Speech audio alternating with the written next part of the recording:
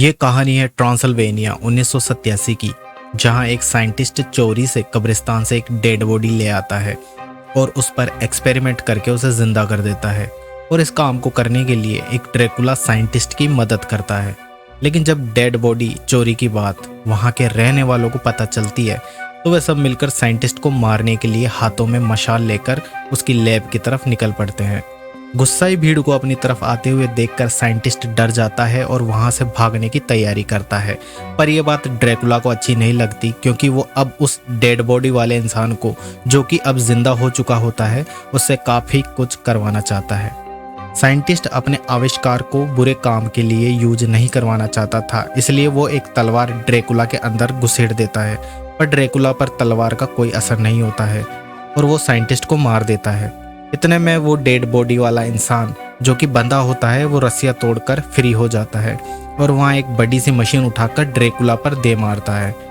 और फिर साइंटिस्ट को सबसे बचाते हुए एक दूसरे दरवाजे से लेकर पवन चक्की में चला जाता है।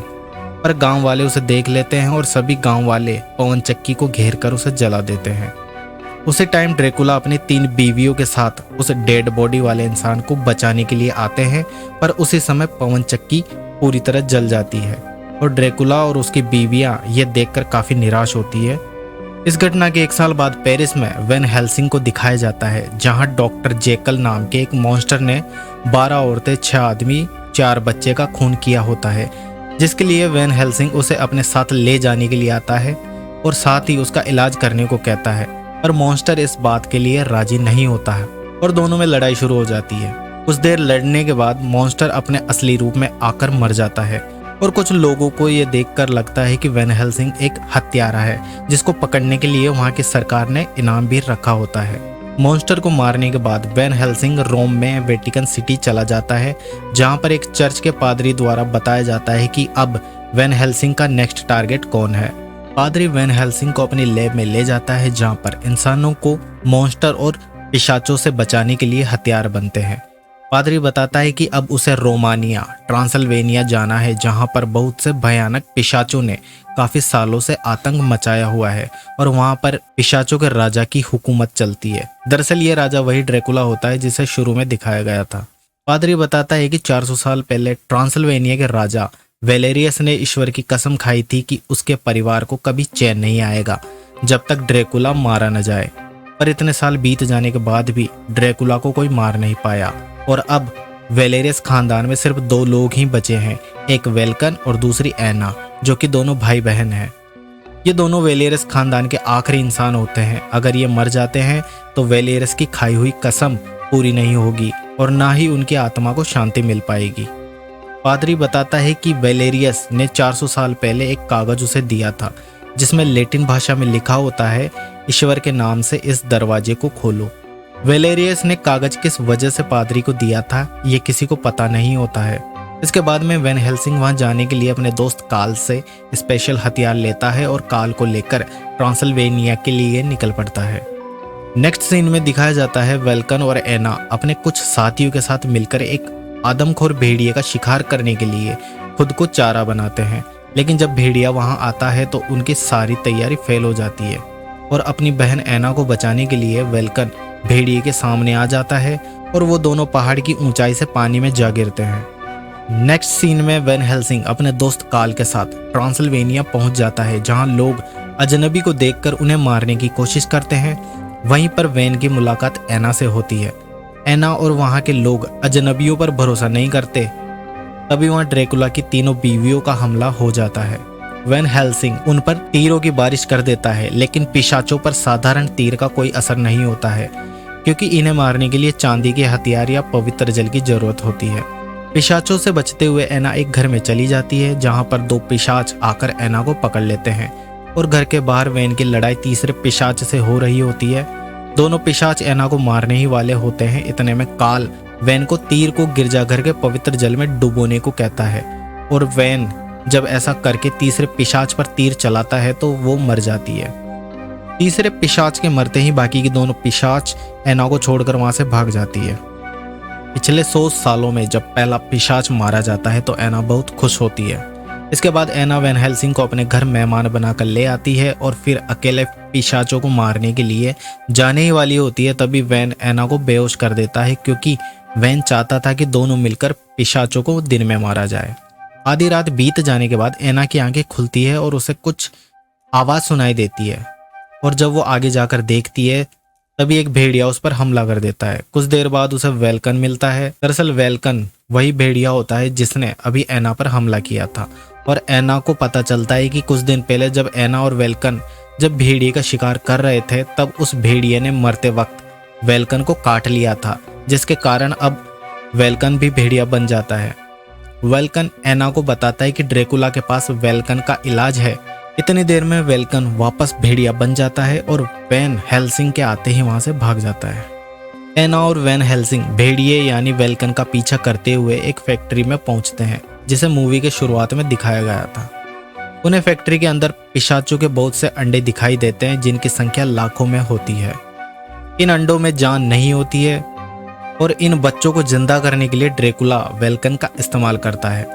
दरअसल बच्चों को जिंदा करने के लिए एक ताकतवर इंसान की एनर्जी की जरूरत होती है, और वेल्कन एक ताकतवर भेड़िया होता है।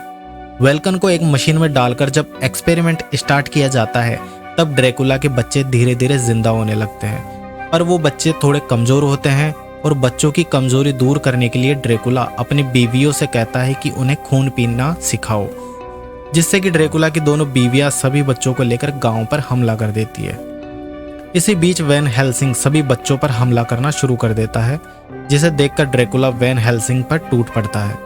वैन हेल्सिंग चांदी का खंजर ड्रैकुला के सीने में घुसा देता है, पर खंजर का ड्रैकुला पर कोई असर नहीं होता।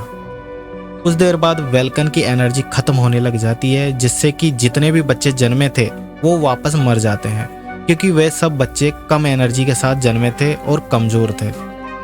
इसी का फायदा उठाकर वैन हेल्सिंग और एना वहां से बचकर पवन चक्की वाली जगह पर चले जाते हैं, जिसे 1 साल पहले जलाया गया था।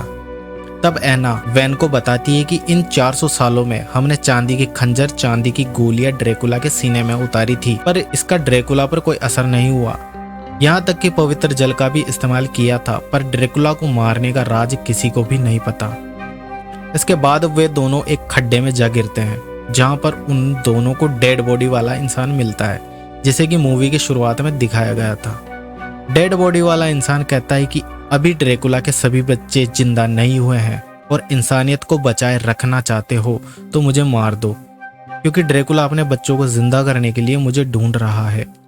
दरअसल बच्चों को जिंदा करने के लिए जिस एनर्जी की जरूरत होती है वो इस इंसान में होती है। इसके बाद वैन डेड बॉडी वाले इंसान को नहीं मारता, क्योंकि वो जान गया था कि ये किसी को नुकसान नहीं पहुंचाएगा। इनकी बात भेड़िया सुन लेता है और वहां से भाग जाता है। वैन को पता होता है कि अब ड्रैकुला डेडमैन को लेने जरूर आएगा, इसलिए वैन डेडमैन को रोम लेकर जाने लगता है। तभी रास्ते में ड्रैकुला की दोनों बीवियां इन पर हमला कर देती है, और वैन के तेज दिमाग के कारण ड्रैकुला की दूसरी बीवी भी मारी जाती है। इसके बाद भेड़िया भी वहां आ जाता है और वैन पर हमला कर देता है। वैन भेड़िया यानी वेल्कन को मार तो देता है, लेकिन लड़ाई के दौरान भेड़िया वैन को काट लेता है, जिसका मतलब यह होता है कि अब वैन भेड़िया बनने वाला है। इसके बाद ड्रैकुला की तीसरी बीवी एना पर हमला करके उसे उठा ले जाती है, और फिर वैन के साथ डेडमैन के बदले एना की रिहाई का सौदा करती है। वैन सौदा भीड़ भाड़ वाली जगह पर करने को कहता है। वैन डेडमैन को एक कब्र में छुपाकर सौदे वाली जगह पर चला जाता है, जहां पर जश्न हो रहा होता है। जश्न के दौरान एना और ड्रैकुला डांस करते हैं। इसके बाद वैन किसी तरह एना को वहां से निकालने में कामयाब हो जाता है, पर वो देखकर हैरान हो जाता है कि डेडमैन को इन लोगों ने कैसे ढूंढ लिया। इसके बाद वो डेडमैन को दूसरी जगह ले जाते हैं, और इधर वैन के अंदर भेड़िया बनने का असर शुरू हो जाता है, पर वो पूरी तरह से भेड़िया नहीं बनता, क्योंकि वैन पूर्णिमा की रात को ही पूरी तरह से भेड़िया बनेगा। वैन और एना ड्रैकुला को ढूंढते हुए उसकी लैब में आते हैं, लेकिन ड्रैकुला वहां नहीं होता है। दरअसल ड्रैकुला डेडमैन को अपने खुद के महल ले गया होता है, ताकि उस पर एक्सपेरिमेंट करके सभी पिशाच बच्चों को जिंदा कर सके। एना बताती है कि उस महल का पता 400 सालों में कोई भी नहीं लगा पाया है। इसी के साथ ही धीरे धीरे वैन में भेड़िए की ताकत आना शुरू हो जाती है। इसी तरह वैन ड्रैकुला के महल का गुप्त दरवाजा ढूंढ लेता है। वैन, एना और काल तीनों ड्रैकुला के महल पहुंच जाते हैं। महल में डेडमैन वैन को बताता है कि ड्रैकुला के पास भेड़िए के श्राप से मुक्त होने का इलाज है, इसी के साथ ही वैन को सबसे बड़े राज का पता चलता है कि ड्रैकुला को 400 सालों में आज तक कोई क्यों नहीं मार पाया, क्योंकि ड्रैकुला को सिर्फ एक आदमखोर भेड़िया ही मार सकता है। कार्ल और एना भेड़िए का इलाज ढूंढते हैं और उधर ड्रैकुला डेडमैन पर एक्सपेरिमेंट शुरू कर देता है। उधर वैन डेडमैन को बचाने के लिए उसे खोलना शुरू कर देता है, लेकिन तभी एक्सपेरिमेंट शुरू हो जाता है और बहुत सारी एनर्जी जनरेट होती है, जिसके कारण लाखों की संख्या में पिशाच के बच्चे जिंदा हो जाते हैं। वैन डेडमैन को वापस खोलना शुरू कर देता है, जिसे देखकर ड्रैकुला गुस्से से अपने असली रूप में आकर वैन पर हमला कर देता है। उधर डेडमैन किसी तरह एक्सपेरिमेंट से फ्री हो जाता है। इधर एना को इलाज मिल जाता है, पर वो दुश्मनों के जाल में फंस जाती है। ड्रैकुला की तीसरी वाइफ वहां आकर एना को मारने की कोशिश करती है। वो एना को मारने ही वाली होती है, इतने में किसी तरह डेडमैन वहां आ जाता है और एना को बचा लेता है। मगर ड्रैकुला की वाइफ एना का पीछा नहीं छोड़ती है और फिर से एना पर हमला करती है, पर इस बार एना चांदी का खंजर उसके सीने में उतार देती है, जिससे कि ड्रैकुला की तीसरी वाइफ भी मर जाती है। ड्रैकुला के सारे बच्चे जिंदा हो जाते हैं, जिन्हें मारने का सिर्फ एक ही तरीका होता है कि अगर ड्रैकुला को मार दिया जाए तो बच्चे भी मर जाएंगे। रात के 12 बजते ही वैन हेल्सिंग भी आदमखोर भेड़िया बन जाता है, जो कि अब तक का सबसे ताकतवर भेड़िया होता है। ड्रैकुला भी अपने खूंखार वाले रूप में आ जाता है और फिर दोनों की आपस में लड़ाई होती है। कभी वैन ड्रैकुला पर हावी होता है तो कभी ड्रैकुला वैन पर। अंत में वैन ड्रैकुला के गले पर काट लेता है, जिससे ड्रैकुला की मौत हो जाती है और इसी के साथ ड्रैकुला के सारे बच्चे भी मर जाते हैं। वैन को आदमखोर भेड़िए से वापस इंसान बनाने के लिए एना एक इंजेक्शन लेकर वैन की तरफ दौड़कर आती है, जिससे कि भेड़िए को लगता है कि एना उसे मारने आ रही है, तो वो एना पर झपट पड़ता है, जिससे कि एना की मौत हो जाती है। ये देखकर कार्ल को लगता है कि अब वैन कभी ठीक नहीं हो पाएगा, इसलिए कार्ल चांदी का खंजर लेकर वैन को मारने के लिए आता है, पर वैन उसे रोक लेता है। इसी दौरान दोनों देखते हैं कि एना ने मरने से पहले इंजेक्शन वैन पर लगा दिया होता है। एना खुद मर जाती है, लेकिन वैन को बचा लेती है। वैन अपने इंसानी रूप में आ जाता है और वो रोने लगता है, क्योंकि वैन एना से प्यार करने लगा था। वैन एना का अंतिम संस्कार करता है और आसमान में देखता है तो एना मुस्कुराते हुए दिखाई देती है, जिसे देखकर लगता है कि एना और उसके पूर्वजों को शांति मिल गई है। डेडमैन अभी भी जिंदा होता है और वो कहीं दूर चला जाता है। इसी के साथ मूवी समाप्त हो जाती है। तो दोस्तों, मूवी की स्टोरी के लिए एक लाइक तो बनता है, और ऐसे ही मज़ेदार स्टोरी सुनने के लिए हमारे चैनल को सब्सक्राइब करें। धन्यवाद।